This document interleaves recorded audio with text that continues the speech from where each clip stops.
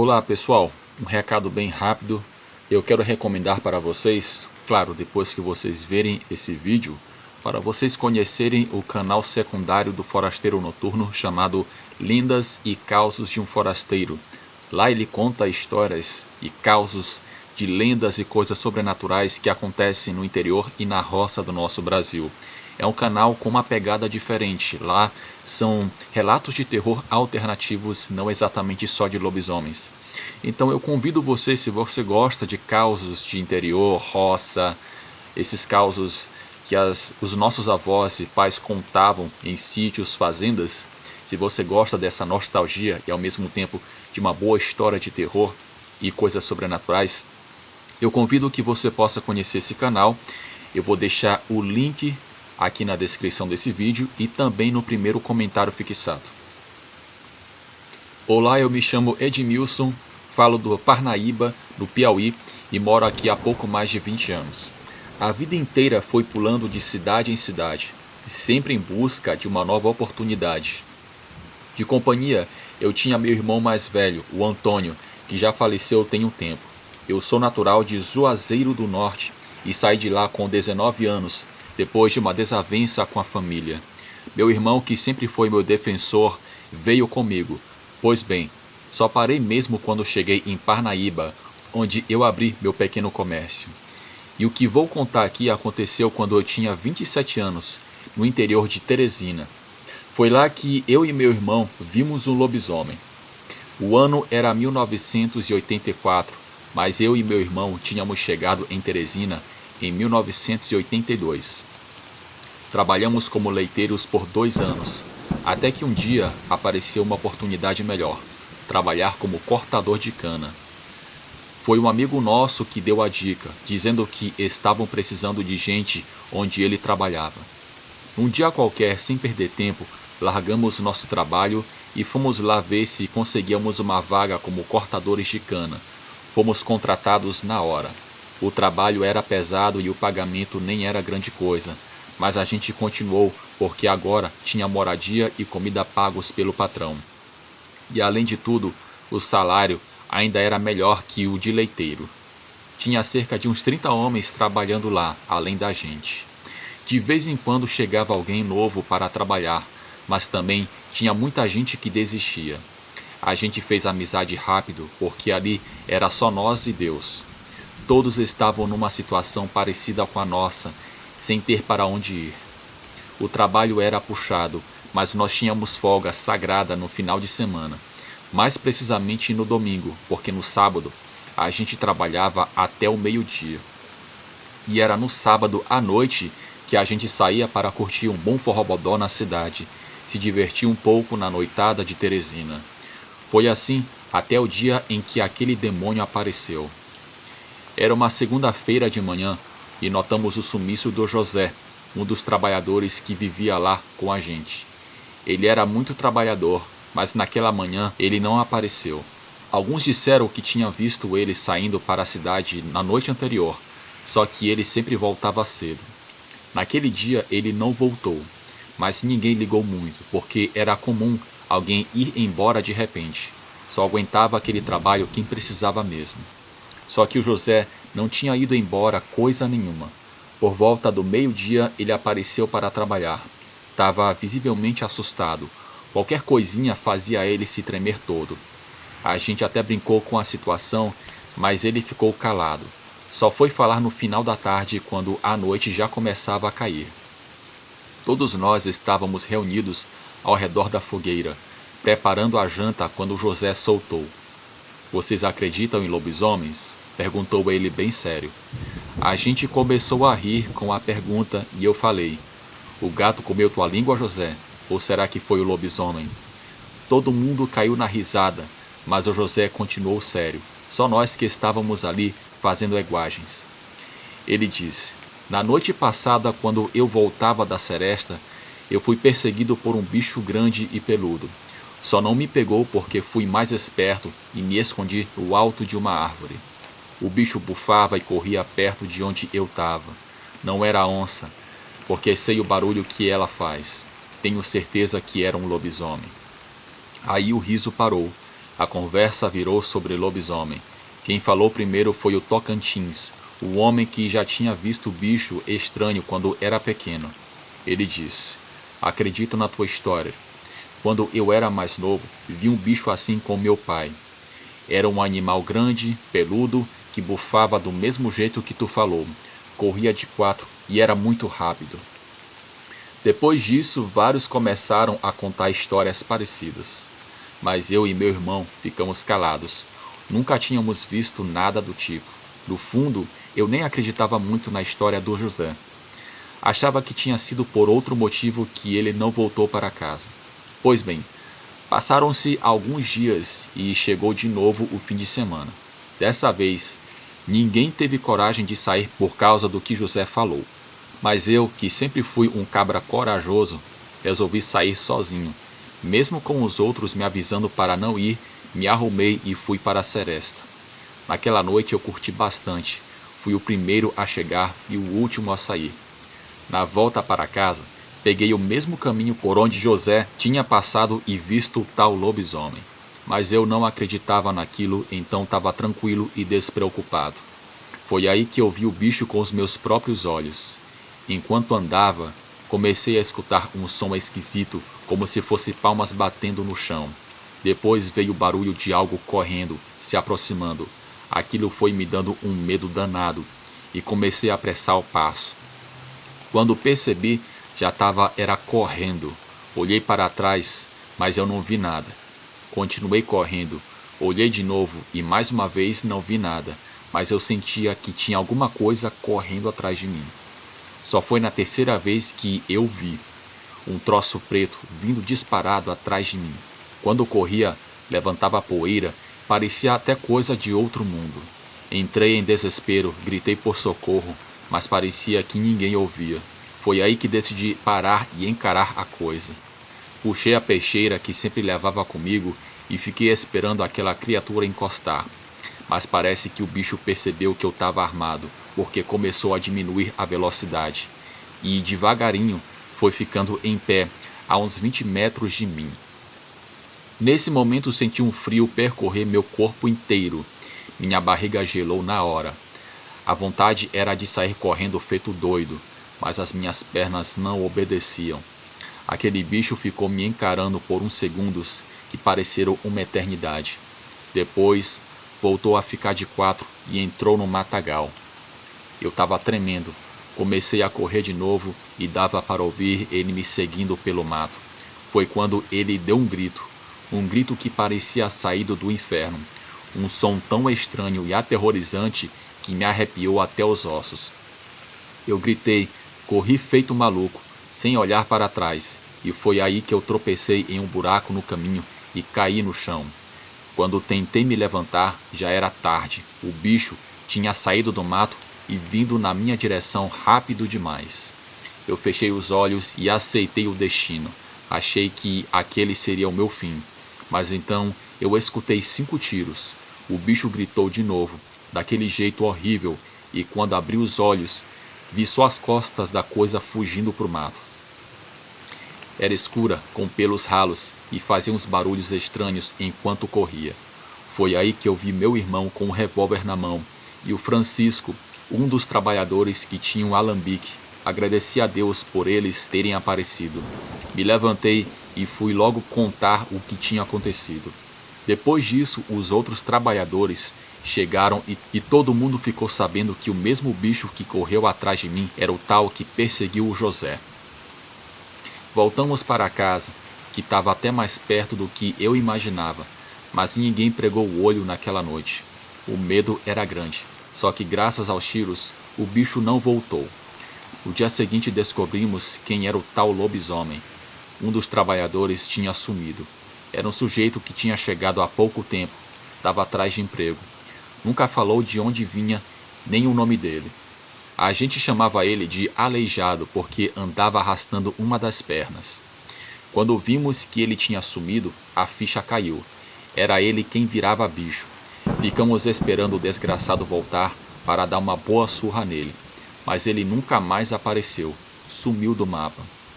Mesmo com ele indo embora, ninguém mais quis sair à noite sozinho. Quando precisava sair, era sempre em grupo, e por sorte, o bicho nunca mais voltou. Eu e meu irmão ainda passamos uns bons anos naquele serviço, até que juntamos um dinheiro e fomos embora, porque vou te dizer, se existe trabalho mais duro que cortar cana, eu desconheço. Passei a minha vida pulando de cidade em cidade, mas essa foi a única vez que vi uma coisa assim, e se não fosse meu irmão ter atirado naquele bicho, aquela coisa teria acabado com a minha vida. Boa noite.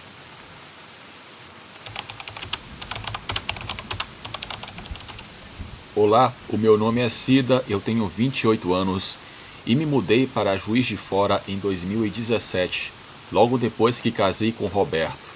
A gente veio de Muriaé, cidade pequenina aqui mesmo em Minas, porque o Roberto conseguiu um emprego bom em uma fábrica de laticínios que fica na zona industrial. Não era o trabalho dos sonhos dele, mas pagava bem e tinha a carteira assinada, coisa que estava difícil lá na nossa cidade. Arrumamos um apartamento no bairro São Pedro, em um prédio meio antigo, daquele sem elevador, na esquina da Avenida Rio Branco com a Rua dos Bandeirantes. Uma encruzilhada movimentada durante o dia, mas que ficava deserto depois das 10 horas da noite. O apartamento era pequeno, 2 quartos, sala, cozinha e banheiro, mas cabia a gente direitinho. Na época nós tínhamos o nosso bebê, o Pedrinho, que tinha 7 meses de vida. Quando chegamos em Juiz de Fora, não conhecíamos ninguém. Minha mãe continuou em Muriaé, cuidando da venda que era do meu pai. Ela queria que eu ficasse por lá, dizia que cidade grande não era lugar para criança, mas a gente precisava da oportunidade. Sabe como é que é, né? Roberto pegou o turno da noite na fábrica. Entrava às 10 horas da noite e só voltava às 6 horas da manhã do dia seguinte. Ganhava adicional noturno, o que ajudava bastante nas contas. Eu ficava em casa cuidando do Pedrinho, que ainda mamava no peito. Não trabalhava fora, mas vendia algumas coisas pela internet. Dava para complementar a renda. A vida em Juiz de Fora era diferente. Eu estava acostumada com a cidade pequena, onde todo mundo se conhece. Aqui era cada um por si, os vizinhos mal se cumprimentavam. Nosso prédio tinha 4 andares, sem elevador, e a gente morava no quarto, o que era um sacrifício para subir com compras e o carrinho do Pedrinho, mas compensava pela vista e porque era mais arejado, e eu creio que esse foi o detalhe que nos salvou em uma certa noite. No ano de 2018, em uma noite de quarta-feira, algo muito bizarro aconteceu. Eu lembro que era junho porque tinha acabado de passar as festas de Santo Antônio, que mesmo em cidade grande, o povo comemora. Roberto tinha saído para o trabalho, como sempre, e o Pedrinho dormia no berço que ficava no nosso quarto. Eu estava na sala assistindo uma novela, enrolada em um cobertor. Estava fresquinho naquela noite. Por volta das 11h30 da noite, os cães da rua começaram a latir, mas não era aquele latido normal, de quando alguém passa ou quando estão brigando entre si. Era um latido esquisito, meio chorado, como se estivessem com medo. No início não dei muita bola, continuei assistindo a minha novela. Mas o barulho foi ficando cada vez mais alto, como se todos os cães da região estivessem uivando juntos. Abaixei o volume da TV para escutar melhor. Foi quando ouvi um barulho diferente misturado com latidos. Parecia algo correndo, com patas pesadas batendo no asfalto. Era um som estranho, não parecia cachorro nem nada que eu conhecesse. O barulho foi aumentando como se o que quer que fosse que estivesse estava vindo na direção do prédio. A curiosidade foi maior que o medo. Levantei e fui até a janela da sala que dava para a encruzilhada. No início não vi nada além da rua vazia, mal iluminada pelos postes. Mas então eu notei um movimento lá no fim da avenida. Uma figura escura vinha correndo em 4 patas. De longe pensei que fosse um cachorro grande, desses de roça. Mas conforme foi se aproximando, percebi que era grande demais para ser um cachorro.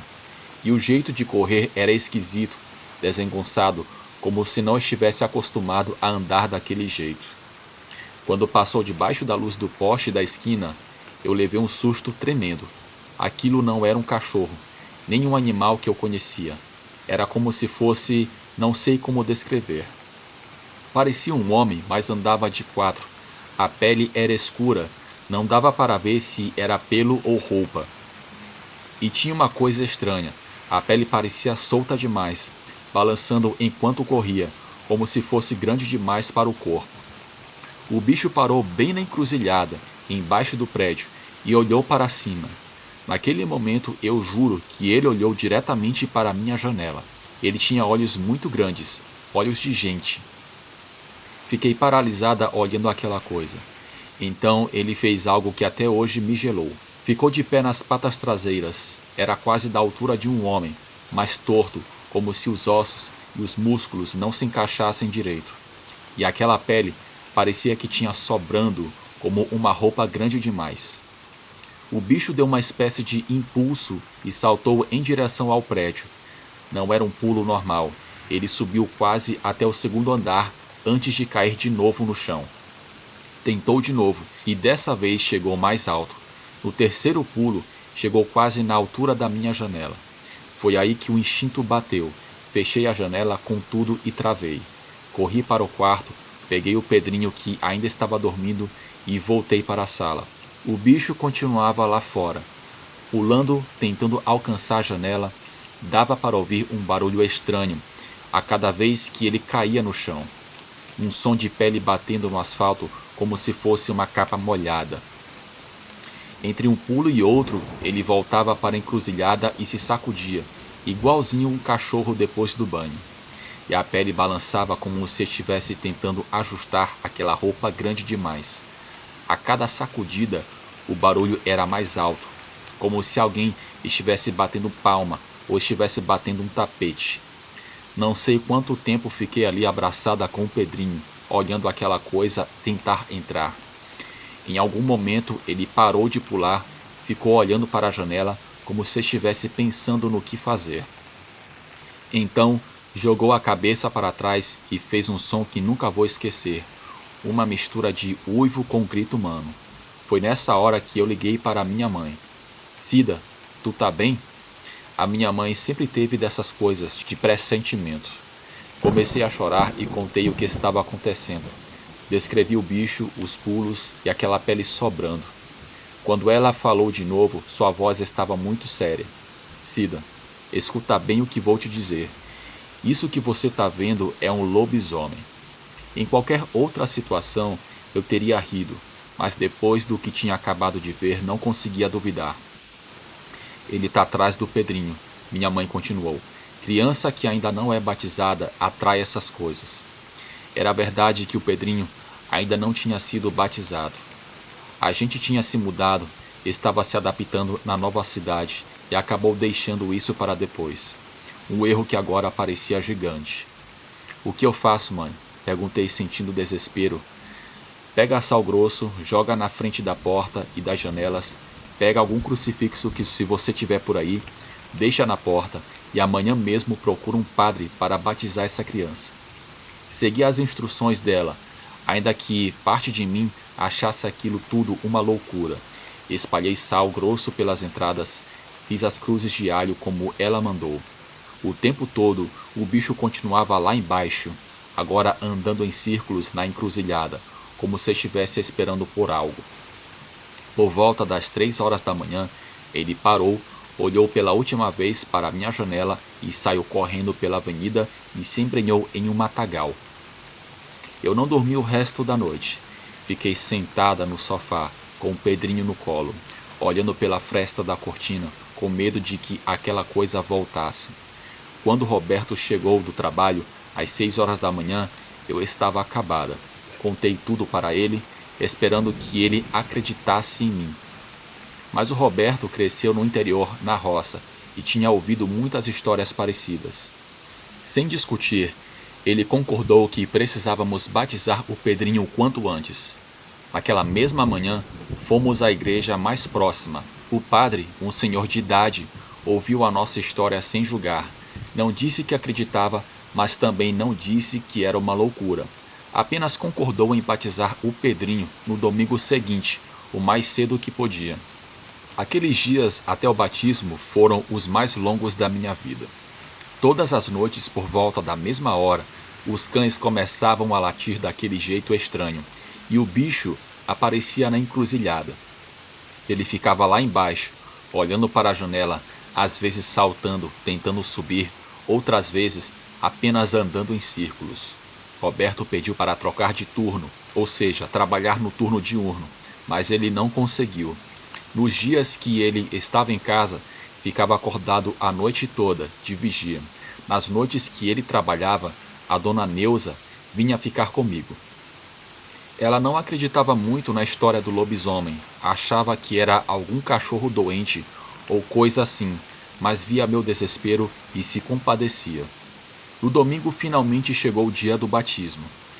Foi uma cerimônia simples, só nós, os padrinhos, um colega do Roberto da fábrica, a esposa dele e Dona Neuza.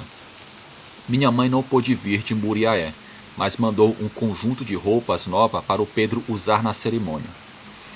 Naquela noite, os cães não latiram mais. O bicho não apareceu na encruzilhada, nem na noite seguinte, nem em nenhuma outra noite depois disso. A vida foi voltando ao normal, aos poucos. Roberto continuou no turno da noite. Eu segui cuidando do Pedrinho, mas algo tinha mudado dentro de mim. Hoje o Pedrinho já tem 7 anos. É um menino saudável, esperto, cheio de energia. Mudamos de apartamento no ano passado. Fomos para um condomínio fechado mais perto do centro. Roberto conseguiu um cargo melhor na fábrica, no turno do dia. As coisas melhoraram muito, mas sempre que passa das 10 horas da noite, ainda hoje fecho todas as janelas e verifico se as portas estão trancadas. E nunca, em hipótese alguma, passo por uma encruzilhada depois do anoitecer. Não contei essa história para muita gente. Quem ouve acha que é invenção ou que eu vi algum cachorro doente e o medo transformou em algo pior na minha cabeça. Até Roberto, que acreditou em mim no início, às vezes fala como se tivesse sido só um susto, coisa da minha cabeça, preocupada demais. Bruno, obrigada por narrar o meu relato. Um salve para todos os inscritos e, se der, manda um salve para todos em Minas Gerais, em especial a minha mãe Cesarina, que te acompanha. Obrigado, um abraço para todos em Minas Gerais e para a dona Cesarina.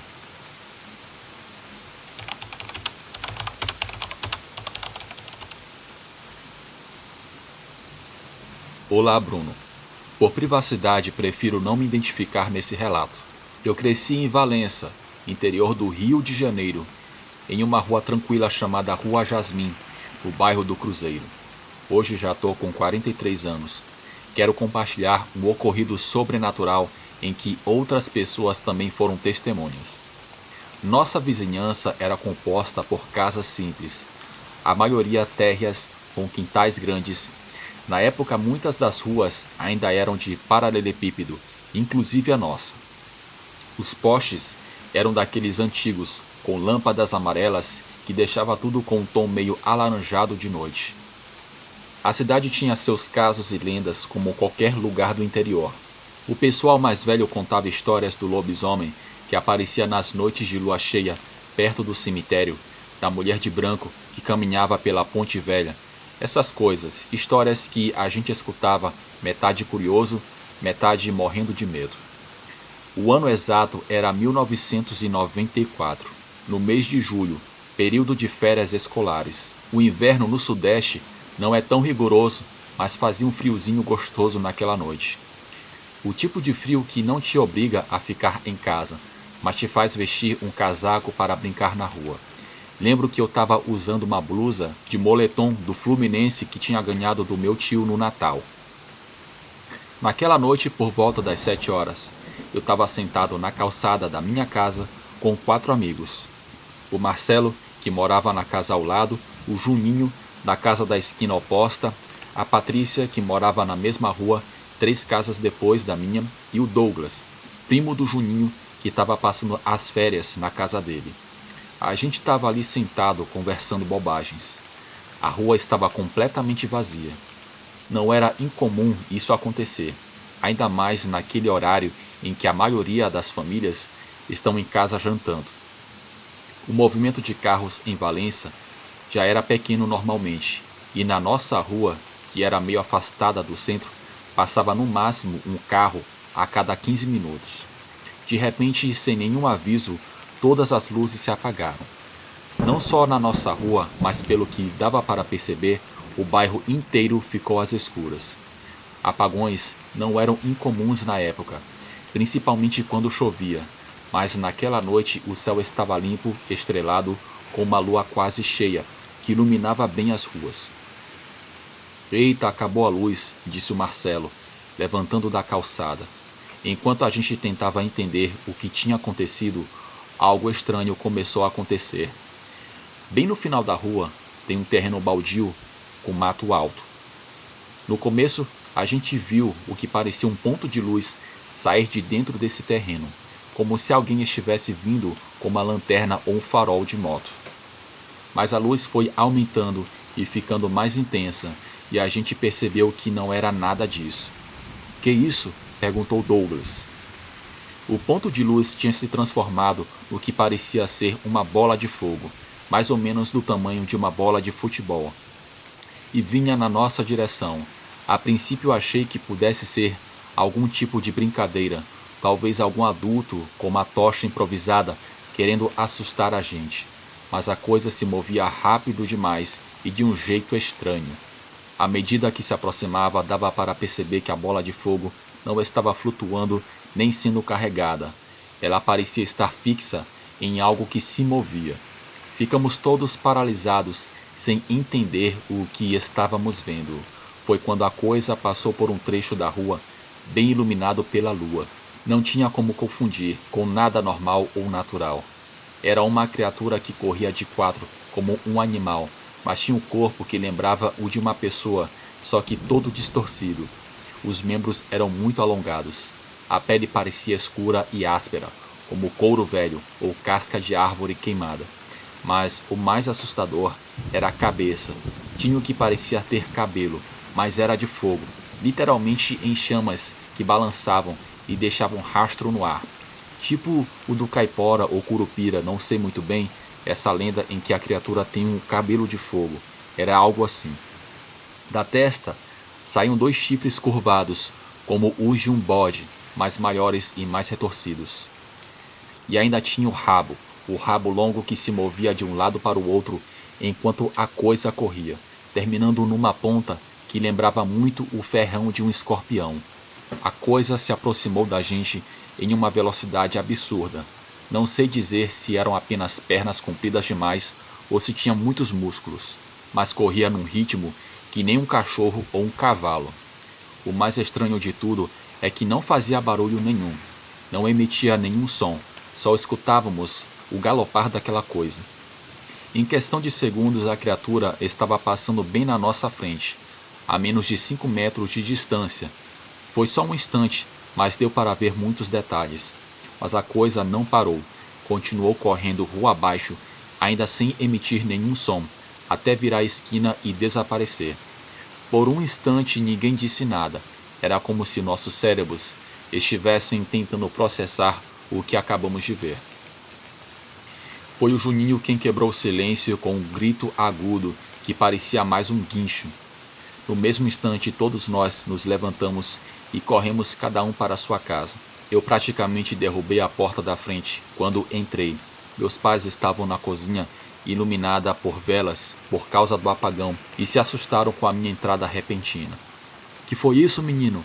Minha mãe gritou, meio preocupada e meio zangada pela barulheira. A luz voltou cerca de meia hora depois. No dia seguinte, quando encontrei meus amigos, todos confirmaram ter visto a mesma coisa. Nos dias que se seguiram, ouvimos histórias de outras pessoas que também tinham visto a mesma criatura, em partes diferentes da cidade, naquela mesma noite. Um frentista do posto de gasolina, uma senhora que estava no quintal de casa, um grupo de adolescentes que estava voltando de uma festa. Todas as descrições batiam com o que tínhamos visto. A coisa de 4 com cabelo de fogo, chifres e rabo de escorpião. O curioso é que depois daquela noite, nunca mais se ouviu falar da criatura em Valença. O mais curioso também é que aconteceu justo na hora em que teve um apagão. Eu não sei se aquela criatura tem algo a ver com isso, mas é só um devaneio meu. Hoje, quase 33 anos depois, ainda lembro cada detalhe daquela criatura. De vez em quando volto para Valença para visitar os meus pais, que ainda moram na mesma casa, passo pela rua Jasmim e olho para o local exato onde estávamos sentados naquela noite. Bem, esse é o relato que eu quero compartilhar. Obrigado e boa noite a todos.